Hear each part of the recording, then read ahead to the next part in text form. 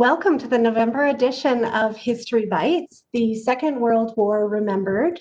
My name is Dawn Owen, and I am the curator at Guelph Museums. History Bites is a 1-hour-long casual conversation during which we chat about the latest news, exhibitions, and other things happening at Guelph Museums. Join us here on the third Wednesday of every month at noon to listen in and to take part in the conversation. We are hosting History Bites on the WebEx platform. We are also streaming on Facebook Live, and this session is being recorded. The recording will be made available on the museum's website and on our socials after the event is finished. We are welcoming 3 special guests today, and we expect to have a number of listeners. If you've logged on to WebEx for today's event, please note that all listeners will be muted during our conversation. But we encourage you to share your questions and comments through the chat feature in the WebEx platform.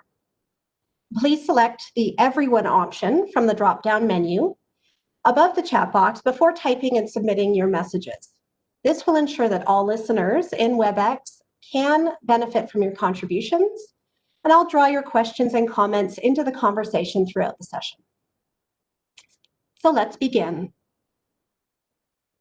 Whenever we gather, in person or online, we first focus our thoughts within an awareness and acknowledgement of the land. Guelph is situated on the ancestral homelands of the Anishinaabe peoples, specifically the traditional territory of the Mississaugas of the Credit First Nation. Through the Between the Lakes Purchase No. 3 Treaty of 1792, the Mississaugas of the Credit ceded to the British Crown over 3 million acres of land between Lakes Ontario, Huron, and Erie. Today, Guelph is home to many First Nations, Inuit, and Métis peoples.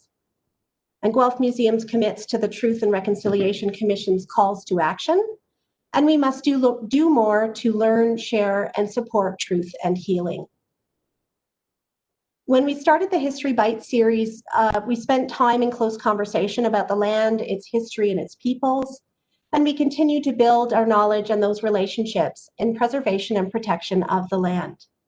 And this is a commitment that informs all that we do at the museum, and of course, includes today's conversation. Between 1939 and 1945, the Second World War was an international conflict fought on land, on sea, and in the air. Canada played a major role in the war. Over 1 million Canadians and Newfoundlanders served, including 50,000 women and 3,090 First Nation soldiers. Thousands more Métis, Inuit, and non-status Indian soldiers served without official recognition of their Indigenous identity.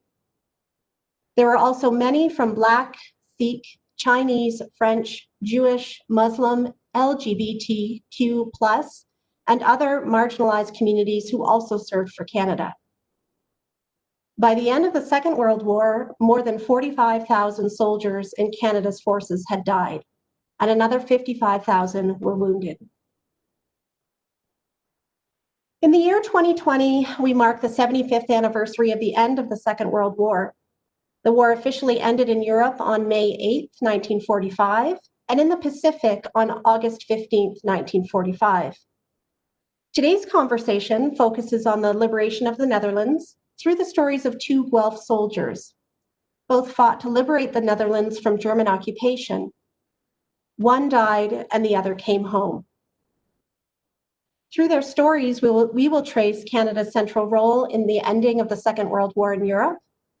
We will also learn about the number of remembrance initiatives that are preserving the liberation narrative and inspiring current and future generations in Canada, in the Netherlands, and around the world. I'm very pleased to welcome our 3 guests to History Bites. Julie Allen joins us from the Faces to Graves Groesbeek Foundation in the Netherlands. Faces to Graves is a Dutch-based charity that is building a virtual memorial to honor thousands of Canadians who fought and died in the Netherlands during the Second World War. Julie is a member of the Foundation's research team, and she leads their international communications. I'm delighted to have you here with us today, Julie. Welcome. Karen Hunter joins us from her home in Guelph. Karen is the daughter of Lieutenant Gilbert Hunter, who served with the 2nd LAA Battalion during the liberation of the Netherlands. Karen is the organizer and event coordinator for the not-for-profits In Our Father's Footsteps and the Canadian Remembrance Torch, as well as the local Faces to Names initiative, inspired by Faces to Graves in Groesbeek. So welcome, Karen. Thanks for joining us today. And Sue Pynenburg joins us from Oxford County. She's a dairy farmer's wife who grew up in Guelph, attended Guelph Collegiate Vocational Institute, GCVI, and earned a degree in animal science from the University of Guelph. Sue is the niece of Trooper Clarence Oliver James of Guelph, who lost his life in a pivotal battle in the Rhineland on February 26, 1945. Sue's father, Clifford, and Uncle Ralph also both served in the Royal Canadian Air Force. So Sue, welcome to History Bites, and thanks for joining us today. So I'd like to get the ball rolling on our conversation, and my first question is to Julie. So you and I, Julie, met in the fall of 2019, but you had reached out to Guelph Museums through my colleague, Luke Stempian, who is our collections and research coordinator, to inquire about a Guelph soldier, Trooper C.O. James, who is memorialized in the Groesbeek Canadian War Cemetery. Can you tell us about the Faces to Graves project? So Julie, you're on mute at the moment, so I'll just invite you to take yourself off of mute. There we go. Yeah. Yep. Excellent.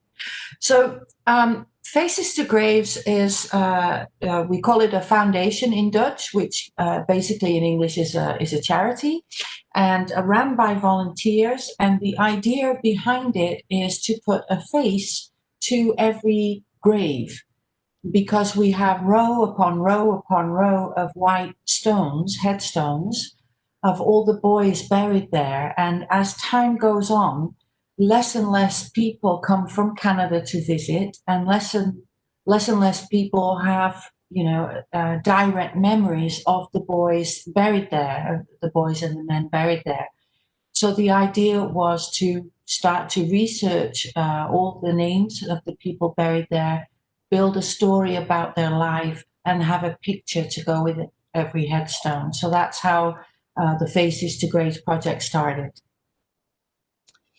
That's thank you for sharing that, Julie, and sort of for creating that picture for us. Can you tell me and our listeners, and of course Karen and Sue, what drew you to Trooper James's story? Well, there are over almost 4,000 Canadians buried at Groesbeek. It's a very big cemetery. There are 2,620 graves, and then there are many more, over 1,000 names on the memorial walls. So I thought, well, I need to start my journey researching. And my daughter happens to go to Guelph University. So I researched and found that 13 Canadian soldiers from Guelph are buried at Groesbeek. And oftentimes researchers want to research somebody famous, or somebody who had a special honorary mention, or somebody who was very high ranking. And I said, no, I want to research an ordinary guy, just an ordinary guy living his life, came to the Netherlands and gave his life, because his life is as precious as anybody who won a famous medal or something. And so I came upon Trooper James, and I came to Guelph last fall to visit my daughter, and I was interviewed by the Guelph Herald Tribune. And they very kindly put a really nice article in the newspaper. And in the article, I was holding a picture of Clarence, my guy, as I call him, my Clarence. And I was appealing for if anybody knew of any family members or people that knew anything about him, because I had already found out he had two brothers who also fought. And I looked up their names in the database and they weren't there. So that told me that they at least survived the war. So maybe one of them was still living or his family was still in the area. And from that, I very luckily got in contact with Sue. And through that, I also met Karen and some other people. So it was really fortuitous. Yeah, absolutely. And I feel like I am also a beneficiary of that visit because that's when you and I first met. And really, it was through your work and through the journey to learning more about Trooper James that I got to meet Sue and to have the opportunity to engage with this amazing family archive that she has kept. She and others in her family have kept over these years. And you saw there that I was sharing an image of you, Julie, at Trooper James's graveside for much of your discussion there. And I would like to shift now to Sue, because of course we're talking about members of your family, one of whom is your dad, Clifford. So your father, Clifford, and your uncles, Clarence and Ralph, all served in the Second World War. Clarence was the eldest brother, and who we know today, of course, and we're referring to today often in this conversation as Trooper James, enlisted first and became among the brothers and became a tank driver with the 1st Hussars, the primary armored regiment of the Canadian Army. And Clifford and Ralph both enlisted with the RCAF, the Royal Canadian Air Force. Of course, Clarence, we know, died in the war, but Clifford and Ralph both came home.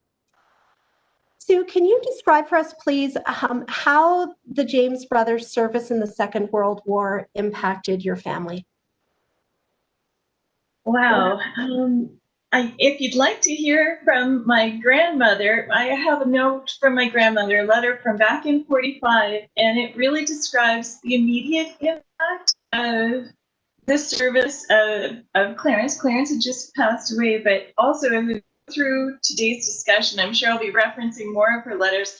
She worried all the time. So that was a major impact of service at that point. She worried all the time. But in terms of direct impact to my grandmother, if I can read this, she's writing to my father and she says, well, it is Remembrance Day. And it's been a pretty lonely day. I never ever thought, as I kept the minute silence other years for other poor fellows in the last war, I'd ever have to do one for my own poor Clarence. If heartaches and tears and remembrance would bring him back, but all it does is make me have such terrible head. I feel if you, I'm gonna cry up. The poor woman was just. She'd sent to my dad earlier, October 40. Clarence. A letter from his wife and a card from his mom and a few to my dad that it seems so terrible to think that is all that will ever come back of him. So she was just so regretful that she had were a few bits and pieces.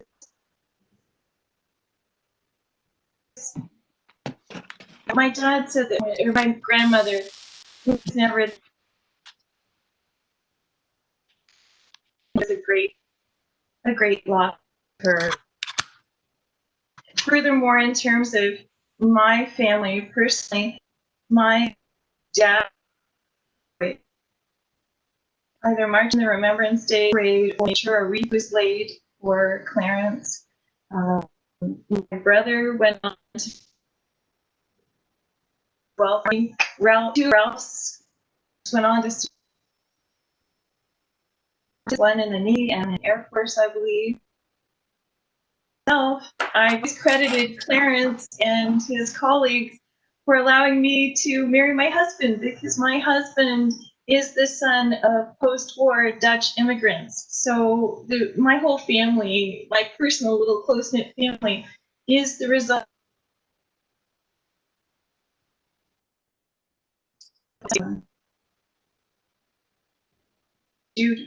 acts of remembrance with their schools, etc.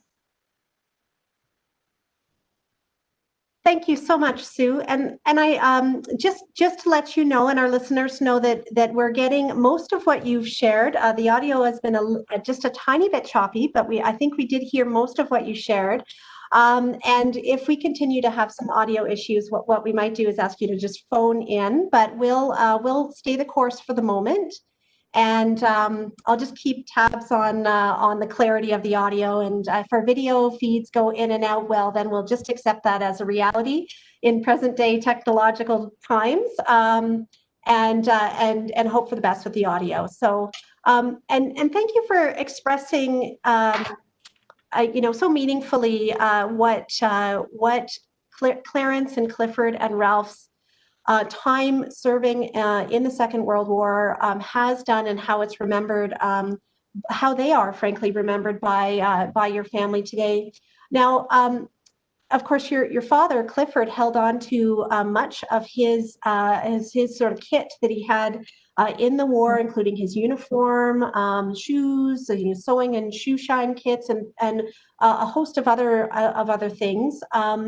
Not every soldier does that at the end of the war, so or end of a conflict. And it's also interesting because he was stationed in Reykjavik, Iceland, which is not a place I think a lot of us in Canada think about when we're thinking about veterans of the Second World War. And so he also kept a lot of his extreme cold weather gear as well. Did he ever share with you, Sue, why he kept all of those things? And if you could speak to that, and then also share something about what the archive that you have today from really all of the brothers means to you and your family.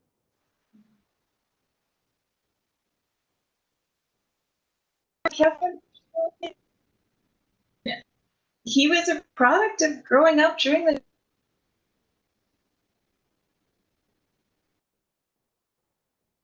still had possible use, and it was also meaningful for him in terms of his service. And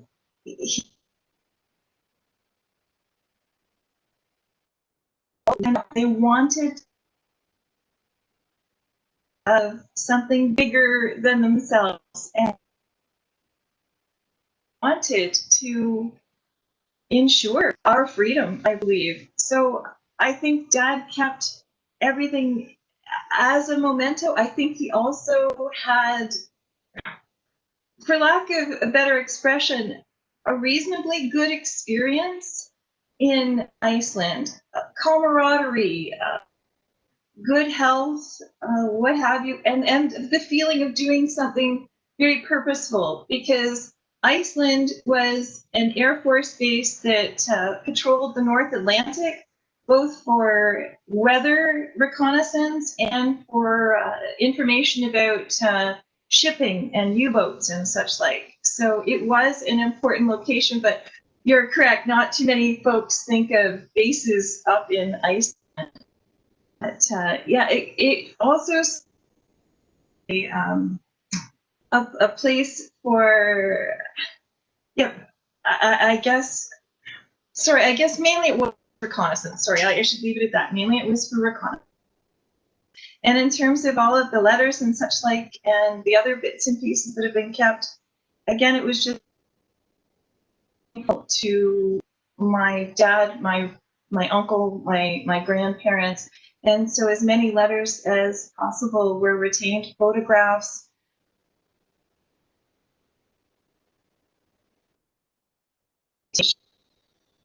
Of trying to get information about where the boats were, where the friends passed, information, everything. She was just tremendously dedicated to her boys. And the archive really reflects that. It's an extraordinary record of their service, their collective service in the Second World War, and it is a real honor to be able to, on behalf of the museum, I'll say a real honor to be able to delve deeply into those letters and those photographs and the materials that you've so graciously shared with us. I want to bring Karen into the conversation here because Karen, your father Gilbert served as a lieutenant with the 2nd Light Anti-Aircraft Battalion during the liberation of the Netherlands. Of course, he survived the war and he returned home. How did your father preserve and share with you his wartime experiences? Well, in terms of preserving it, growing up, there were many things around the house that told us that he'd lived a whole other life, that there was a big backstory there that we didn't know about. He had black and white, large pictures of his regiment. There were souvenirs like Dutch clogs. At Christmas, Christmas cards with very unusual to us names, Dutch names or names that are just hard to pronounce. And but certainly it wasn't something that he ever talked about. As I say, we just knew it was there, and it was a little bit like an elephant in the closet, I suppose. So anytime we did ask him about it, his typical answer was it was simply a job that needed to be done. And he really didn't see any need to discuss it further. And so we frankly dropped it. So we really didn't ask him any questions about it at all. And this was most of my life. And then in 1985 and 95, he and my mother returned to the Netherlands for the reunions that were held there. And something changed. All of a sudden, he started opening up about it. And he wrote a memoir. At least he wrote it secretly. He didn't tell us that he was writing it. And then on his 80th birthday, he presented it to the family. And he was so proud to do that. It seemed it was something he'd wanted to do for a long time. And finally, he had found the opportunity and the desire to do that. And so, as I say, he presented this memoir. That's him there on the right. Of course, that's him on the left as an officer at the time and during the war. Then on the right, that picture was taken on his 80th birthday. That was his memoir that he presented to us, and it was a very happy day. And at the time, I remember him saying to me, "It's all there." And I thought, "Wow, great! This is going to be amazing." And so that, as I say, it was his 80th birthday, and he passed away about 9 years after that. But we always knew that anything we'd want to know was in there. Thanks, Karen. Yeah, and of course, your what you've learned from your father, and of course, growing up with him, is sort of, may I say, led to a direct, maybe a major inspiration for you to become involved within our father's footsteps. Could you share with us what that not-for-profit initiative is? Yes, well, how it came about is at the time when my father passed away in 2009, I was involved with various spiritual journeys. In fact, that particular year, climbed Mount Kilimanjaro, and it was followed by other journeys, the Camino de Santiago, and journeys like that involve periods of very long reflection. And I often reflected on how the war had shaped his life, and by extension, my life. And I'd always intended to use his memoir as a guide and inspiration to walk in his footsteps in the Netherlands. And I decided that the time had come with the 75th anniversary of the liberation in May 2020. And so I set about planning my own personal spiritual journey. And I reached out, first of all, to the couple that my parents had stayed with when they first went back to the Netherlands back in '85. And they're named Peter and Ons. And they had become really like family members.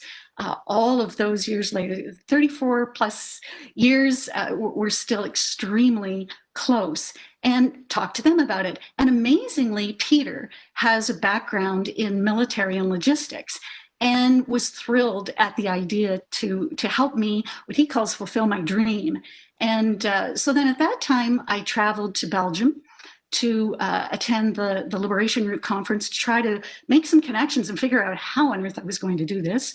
And I learned at the conference that I needed to obtain my father's service records, first of all, to know what regiment he served with at the time he was in the Netherlands, because he had served in various capacities. He was also in the Italian campaign and such, and he'd been loaned various times. So I needed to obtain his service records, confirm the unit he was within the Netherlands, and then following that, get his war diaries. And those war diaries, along with the memoir, would allow me to establish the path. So fast forward, I came back, and long story short, there was so much involved in this particular undertaking, and so many people along the way had said to me, I would love to do something like that, that I decided to put the invitation out there to Canadians and see if there was anybody else interested in doing this.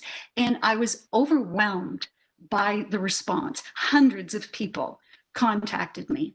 And in the end, I needed to cut it off at 155 people. And so at that point, it went from in my father's footsteps to in our father's footsteps. And we were scheduled to walk in the footsteps of the Canadian troops in May. And of course, COVID put a big pause on that.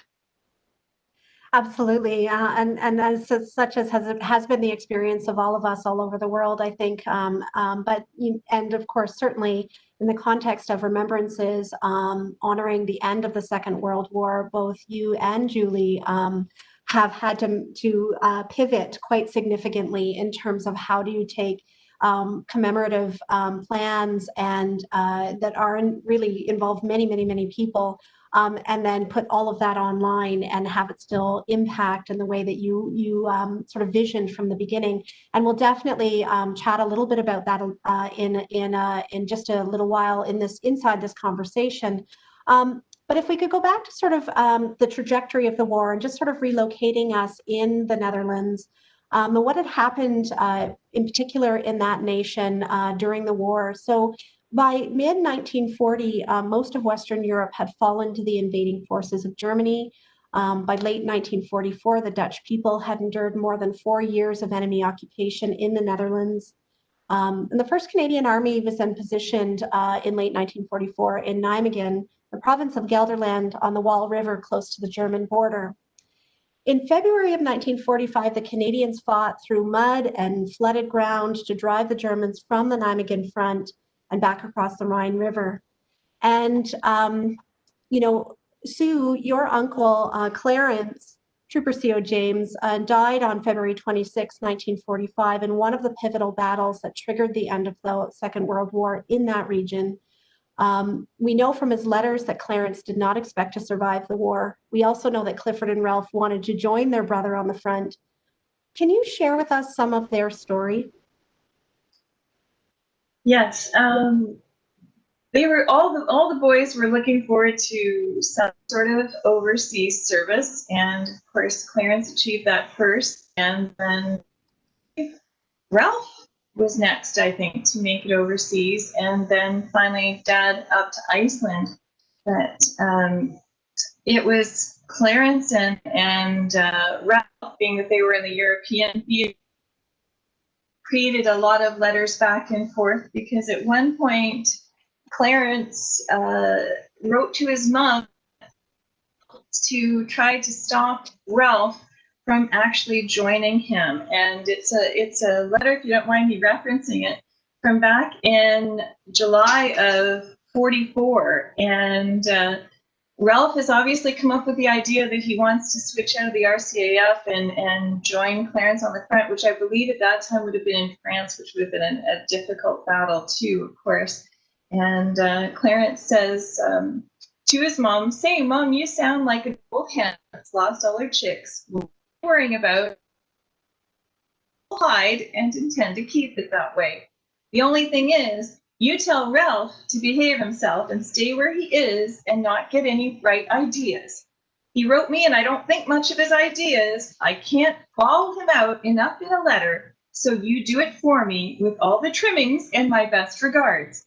I wish he'd been with me the other day, and I bet he wouldn't have eaten for a few days. Tell him if he gives up his job in the RCAF just to transfer in to try to get with me, I'll kick his pants off.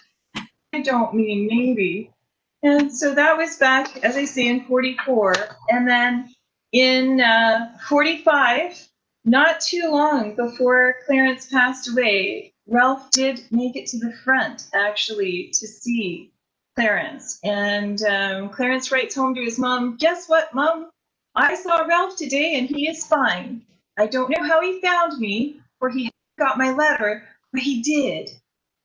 I only saw him for about 15 minutes as he had a major driving him around. I didn't want to keep him waiting too long.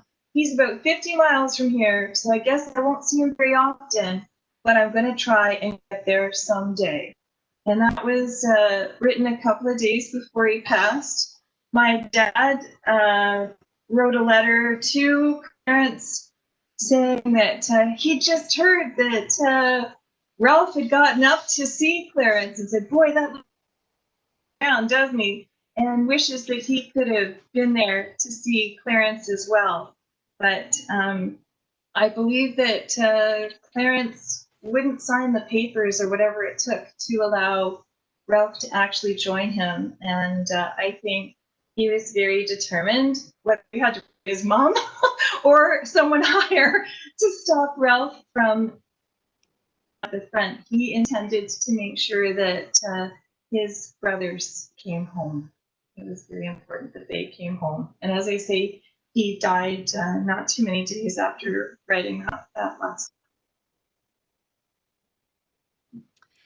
What is so incredibly touching to me, Sue, about those letters is that we actually can sort of picture, we can picture Clarence, we can picture Ralph, we can picture their relationship as brothers.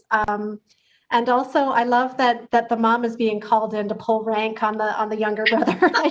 I think that's just so charming and so revealing of sort of the family unit. And I think, Julie, one of the things that you have said to me in our conversations since last fall is that one of the things that you were trying to do is really not only put a face to the grave, but actually sort of show who these young fellows were. And I think his letters, really show his humor. He's got quite the command of the English language. He knows how to maybe do what needs to be done to inspire his mom and to set his brothers on the right course. So I'm charmed, but also really humbled by his words. And thanks so much, Sue, for sharing some of Clarence's voice with us today. He was also a very thoughtful guy. One of the things I really love about this journey I started on with finding the family and finding Sue was after the article appeared in the local paper, and I also did an interview on Guelph Radio with the university, and I was contacted by the granddaughter of Clarence's wife. Now, of course, after Clarence unfortunately died, she remarried and went on to have a family. But she kept all of Clarence's letters that he sent her all those years. And the granddaughter told me that it was her birthday in February. And he had, I don't know how he did it during wartime, but he had arranged for a bouquet of flowers to be delivered to her in Guelph. And she got them on the same day that the telegram arrived to tell them that he had died. I mean, that was really, really heartbreaking. And she screamed and she ran out of the house and she told that story to her granddaughter, it's really very moving. It's incredibly moving, and we can see too in the James family archives, so many of those letters that echo what you've just shared survive in that record, and a number of them, Clarence writes to his mom about trying so hard to get those letters or not the letter, excuse me, the flowers sent home. He was so careful and conscientious about those, sort of marking those occasions. And you see, multiple letters over a period of time, which are speaking to that, right? So, yeah, there is no question in my mind that he was a phenomenal fellow, Clarence.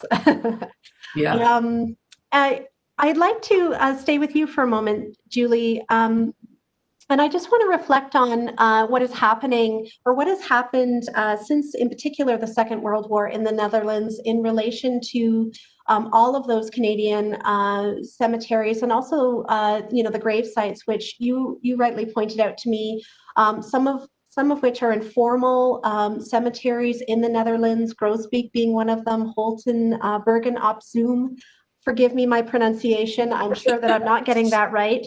But that there are literally hundreds of graves scattered across the country. Some, I'd like to share how you phrased it, could be a single grave within a small village churchyard, could have been the crew of a bomber that was shot down, and sort of where they fell might be where they lie today. After the war, of course, the formal grave sites are managed by the Commonwealth War Graves Commission, and they take care of the headstones and the grounds and the formal war cemeteries. But there's also this other component of sort of the caregiving that is happening and has happened since the end of the Second World War by really Dutch families, regular citizens who have adopted the graves. And I wondered, Julie, if you could just tell us a little bit more about how the Dutch people came to really care for these stones, and sort of by extension, the people that those markers represent. Yeah, I mean, you can imagine during the war, soldiers are dying and there are temporary graves everywhere. And in a lot of the towns and villages, particularly in the north of Holland, where bombers would come from England with Commonwealth crews, and sometimes it was a mix of Australian, New Zealand, British and Canadian. They would be shot down, and you'd find them the next day in the fields, and they would be buried at the local churchyard. So in some cases, indeed, you have the local Catholic church or the local Protestant church, sometimes even in the garden of the vicar of the church, and they were buried actually almost secretly because of the German occupation. And the Germans actually used to not bury the Canadian of the fallen soldiers, and so the local villages would do it, and then they felt the responsibility to maintain those graves and to take care of them. So as you go through the Netherlands today, you will see that originally all the graves were adopted by families. And over the years, many of those graves, that responsibility, if you like, has been handed down from father to son, from mother to daughter. And there's actually a lady at Faces to Graves who's the third generation looking after a grave in Groesbeek. And of course, there's the formal looking after that's taken care of. But this is more on a personal level. Very often they've met the families. And through the beauty now of the internet, we're starting to get pictures and find family members that we never did before. So in this particular case, the granddaughter has started to look after the grave, and via Facebook managed to find a picture of the soldier, of the boy in that grave. And so the grandmother, who's I think in her 80s, has been looking after, and her mother, who's been looking after this grave since being a little girl, her whole life, finally got to see a picture of the soldier, of the boy in the grave, a young man. Very, very moving, but still venerated, and the graves are still looked after. I see so many people, and you think, oh, who are they? And they tell you, we're looking after the grave. There's a candle there, there's fresh flowers, and the grave's always clean and tidy and weed free. And that's the Dutch way of saying thank you, Canada. And of course, Clarence's grave has been cared for in this way in Groesbeek. And Sue, I wondered if you could share with us a little bit about the Hendrickson family, who I don't know that particular family has always cared for Clarence's grave, but certainly have done for many, many years. And they're, your family has been in contact with them. We see that in the archive as well. There are many letters and photographs exchanged. I wondered if you could tell us just a little bit about the Hendricksons. Yes, well, you were right. There are two families, I believe. Prior to the Hendricksons, a family called Van Bernebeck. I'm not sure Julie would be able to pronounce the name properly. They had actually been given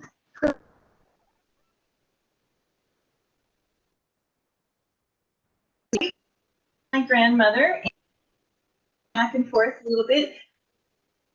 Seems that a notice or a newspaper article in Guelph paper about the Hendricksons, and Ben Hendrickson had written to some Guelph folks to say that he had entertained their son in his home, and he wrote a great deal about being very grateful for the Canadians. And so I believe my grandmother took it upon herself to write him as well. And so, as I say, she was very tenacious about wanting information about Clarence's grave. So between the two families, the Van Bernebecks and the Hendricksons, they sent photos of Clarence's grave when it was first just a cross and the temporary grave. And then later when it was the beautiful stone that currently exists. Years, the Hendricksons and my grandmother maintained contact through letters, and then a little bit of a lull, and then my parents picked that up again and were in contact, and they actually got over to meet the Hendricksons and visit the war cemetery at Groesbeek in the 80s, and had a very lovely visit with the Hendrickson family. And I forgot to say, back in the day, my very tenacious grandmother, not wanting to let Clarence be forgotten, actually asked the Hendricksons to name one of their children after Clarence. So there is a Dutch fellow that his first name is Toon, or perhaps Anthony, and his middle name is Clarence, in memory of my uncle. And that's lovely. We actually got to meet them too. My husband and I went over in the 90s, and we got to meet the Hendricksons, and we got to meet Toon Clarence, and had a lovely visit. And I believe, yes, they continue to this day to visit Clarence when they can and such like. So it's been a wonderful relationship, and probably the biggest thank you that folks on this side of the ocean could ever receive for a loved one's service. It truly is. I think it's remarkable that it persists to this day, the veneration that the Dutch have for the Canadians. It's wonderful. Absolutely, and you've given me a lovely segue, Sue. Thank you to my next question, which I'm going to ask of Karen, because in our Father's footsteps is really a pilgrimage, and I think what Sue was just describing is that kind of that pilgrimage or journey that we take, where we actually go. We connect with each other in letters, online these days, in a host of ways, but really sort of being able to sort of follow in the footsteps and to retrace history, I think is a unique kind of way to commemorate and acknowledge and remember. And of course, I know that things got derailed, like so many other things with the pandemic, and the pilgrimage itself didn't happen in the way that you visioned for this year. Tentatively, I'll cross my fingers on our collective behalf that it does get underway, possibly maybe just in 2021 or maybe after that. But Karen, could you describe for us just sort of what would the travelers, what would the pilgrimage look like to travelers once they get the chance to follow in their Father's footsteps? What does that look like? Well, because we were commemorating the 75th anniversary of the Dutch liberation, we were following the path that was taken in 1945, as opposed to where the soldiers would have been in the Netherlands in 44. And we would have started sort of Middle Eastern part of the country near the German border and headed north, eventually finishing at Apeldoorn, as you can see there at the mid top of the screen.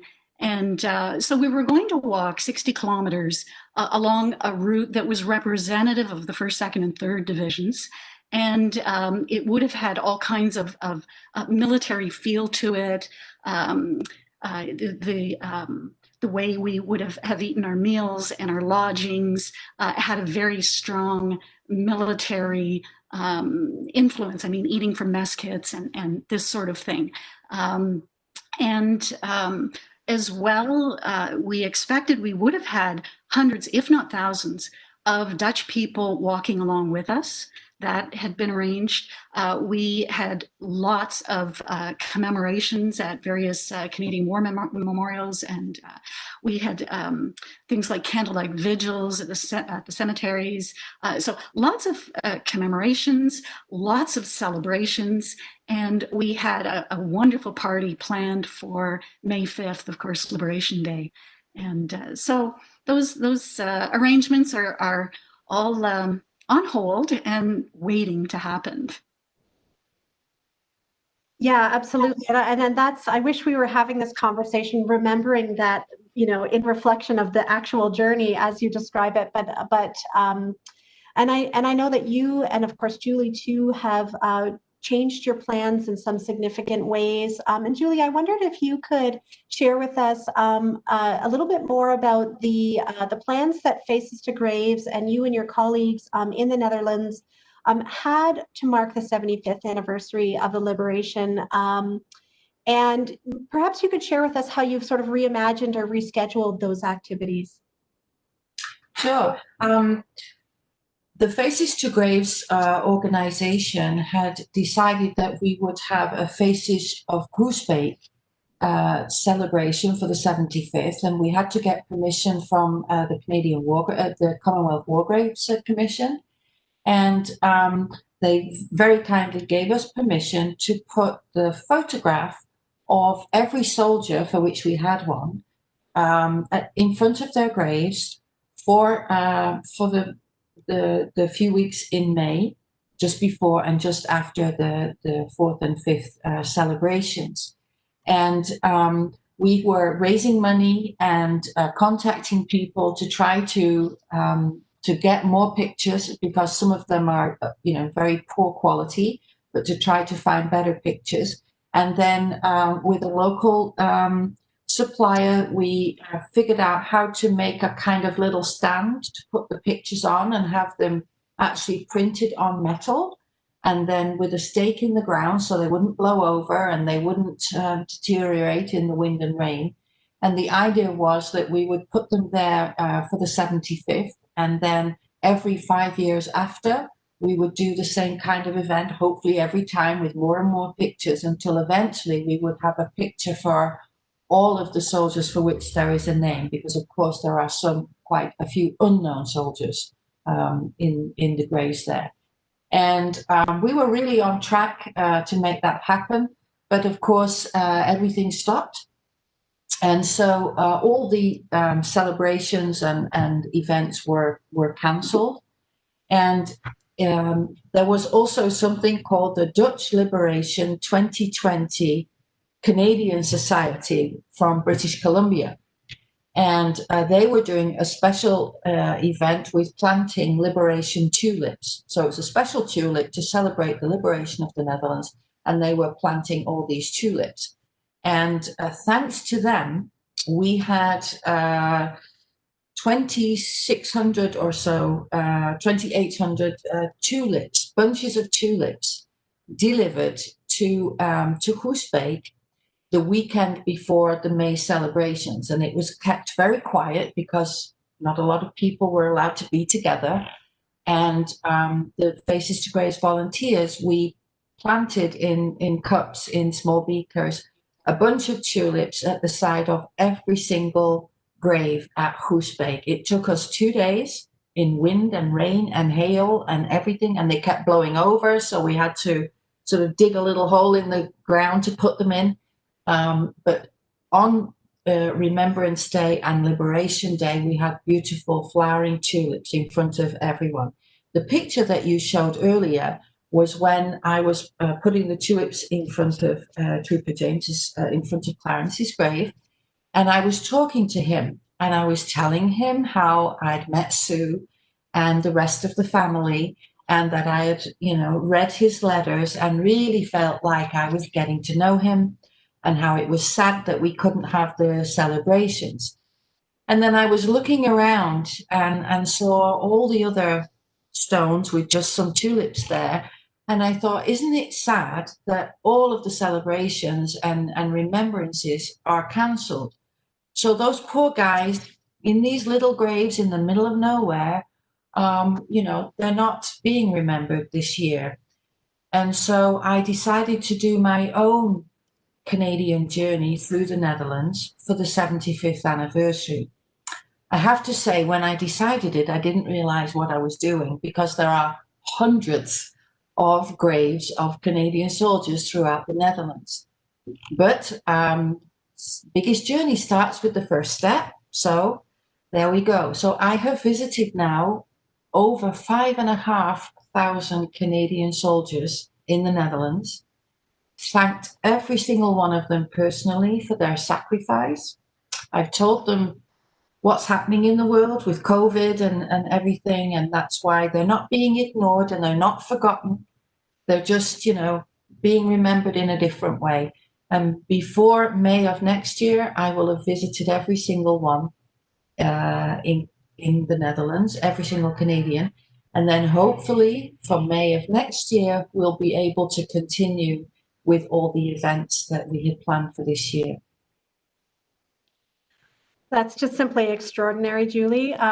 Thank you for what you're doing. I'm quite emotional hearing you. I knew that of you. I knew you had made that commitment, but hearing it again from you today does really surface all of those feelings and all those reflections that we certainly, invite at this time of year in Remembrance season as we've come to know it. But I think, and incredibly, we're almost at the end of our time together today, but I would like to bring Karen back in because, of course, Karen, you've also been tirelessly championing for the remembrance of not only those who lost their lives in service in the Second World War, but those who survived the war and then continue to share their stories and experiences. And I wondered, Karen, if you could tell us a little bit about the Canadian Remembrance Torch. Well, the Canadian Remembrance Torch, we would have carried on in our father's footsteps journey along the 60-kilometer path. What would have happened was it would have been lit in Ottawa.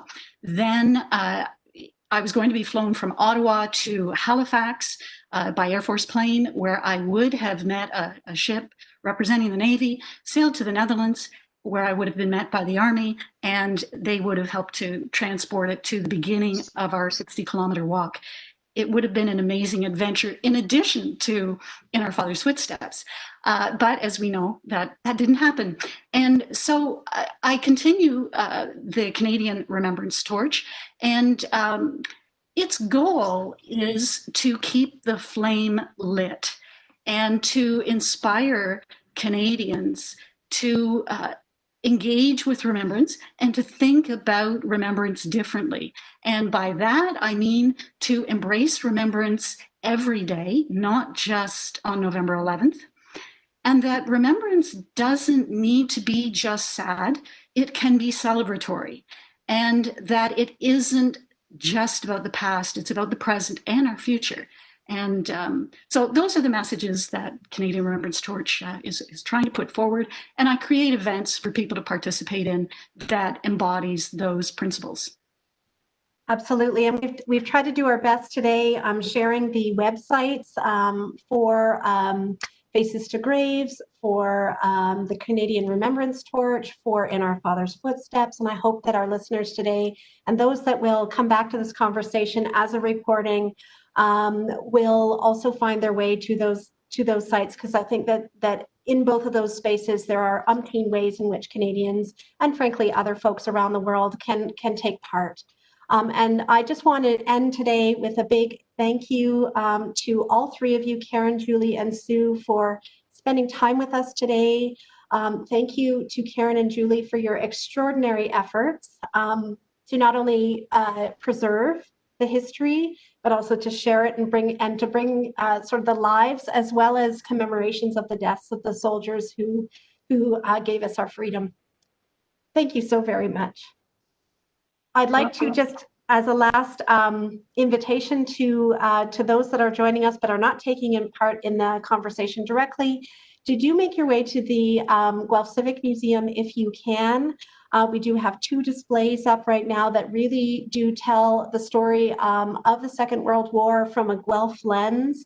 One of those displays features Trooper James. Of course, you've heard a lot about Trooper James Clarence, and we've been calling him by his first name. And his story is shared and told along with Clifford's and Ralph's, of course, the 3 brothers who were very close. Second exhibition we have up right now focuses on another Guelph soldier called Captain John Kenneth McAllister, who served in the Intelligence Corps. And his story, although we didn't weave him into our conversation today, is really a great set